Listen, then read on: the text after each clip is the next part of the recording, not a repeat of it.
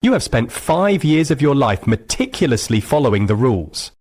You have worked hard, paid your taxes and built a home in the United Kingdom. You have reached the final hurdle, the application for indefinite leave to remain, the key to securing your future. But what if I told you that all of that could be undone by a rule so misunderstood it has become the silent destroyer of thousands of applications? This isn't about your salary, your job, or your character in the conventional sense. It is about your travel history and a concept called the continuous period. Today, we are breaking down the single most common reason for ILR refusal. We will explain the devastatingly simple maths of the 180-day rule, clarify what a rolling 12-month period actually is, detail the very specific exceptions the Home Office will accept, and give Are You Down? If you are new to this channel, be sure to subscribe and hit the bell icon for upcoming updates on your stay in the UK. Let's get straight to it. The foundation of most settlement applications, whether you're a skilled worker, on a partner visa, or on many other long-term routes, is the requirement to have completed a continuous qualifying period in the UK. For most, this is 5 years. The word continuous is where the danger lies. The Home Office defines a break in continuity as spending more than 180 days outside the UK in any 12-month period. This is where the first and most fatal mistake is made. So many people believe this means 180 days per year of their visa, or 180 days per calendar year from January to December.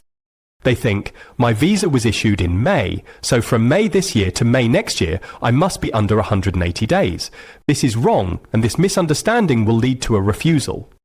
The reality is far stricter. The Home Office looks at a rolling 12-month period. Imagine a window that is exactly 12 months wide. Now imagine that window sliding over your entire 5-year qualifying period day by day.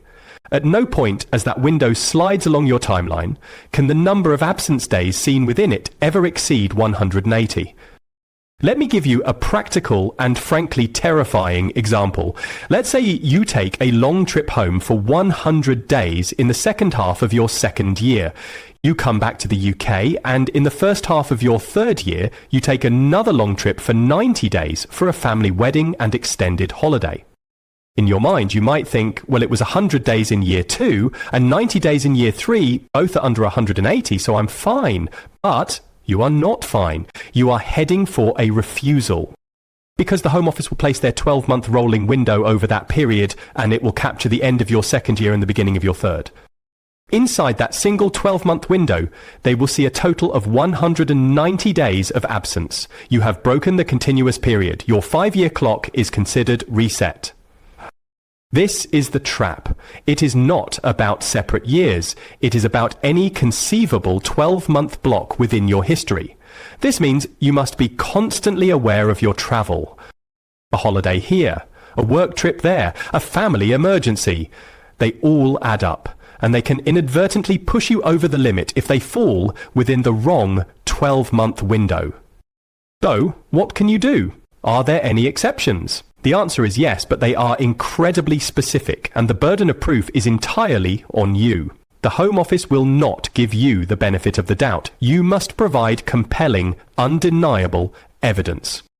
The most recognised exceptions for absences that exceed the 180-day limit are for serious or life-threatening medical reasons. This could be for your own illness or that of a close family member, like a partner, parent or child. But you cannot simply state this. You will need to provide extensive medical evidence. This means official letters from doctors or hospitals on headed paper detailing the nature of the condition, the reason your presence was required, and the dates you were needed. A simple prescription is not enough. The evidence must be comprehensive. Another major exception is for work. If your UK-based employer, the sponsor of your visa, requires you to work overseas for an extended period, this can be disregarded.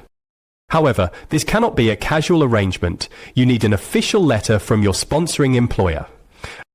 This letter must detail your role, your UK salary, the reason you were required to work abroad, and a clear statement that you remained in their employment and were not transferred to an overseas subsidiary.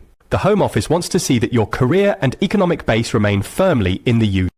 There are also specific provisions for time spent overseas assisting in a humanitarian crisis, or for statutory leave like maternity, paternity, or adoption leave that you started after you came to the UK.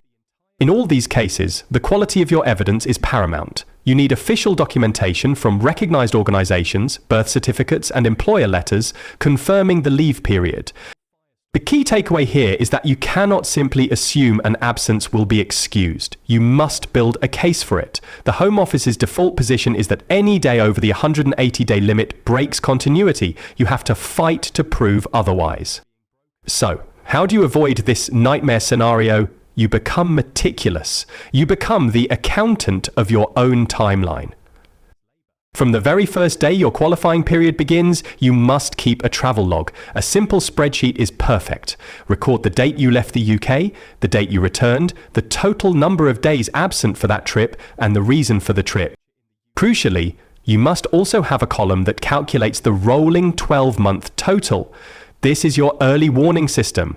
It will allow you to see if a planned trip will push you over the edge. Do not rely on memory. Do not rely on passport stamps, which can be faded, missed, or unclear. Your own records are your best defense. The consequences of getting this wrong are devastating. It is not a minor issue they will overlook. Your ILR application will be refused. You will lose your application fee, which is thousands of pounds. You will not get a refund on the immigration health surcharge you may have paid, and worst of all, your 5-year clock towards settlement may be reset to 0. You would have to start your 5-year journey all over again, assuming you can even get a new visa in the increasingly tough 2025 environment. All that time, effort, and hope erased by a simple calculation error. In the current climate, where visa rules are tightening and scrutiny is at an all-time high, you cannot afford to make unforced errors. The continuous period rule is the definition of an unforced error. It is entirely within your control, but only if you understand it correctly and track it diligently. Do not let 5 years of hard work be destroyed by a few too many days away. Take control of your timeline, track every trip, understand the rolling 12-month calculation. And when you finally press submit on that ILR application, you can do so with the confidence that you have not fallen into the trap that catches so many others out. This diligence is your power. It is the final act of taking complete ownership of your journey to a secure life in the UK, a life you have earned. Keep track of every move because it may count at any given time. Don't leave it to chance. If this video has been valuable, share it with just one other person who is on this path. You could be saving them from heartbreak. Like this video and subscribe for more essential updates to protect your future. Until next time, take care and see you soon.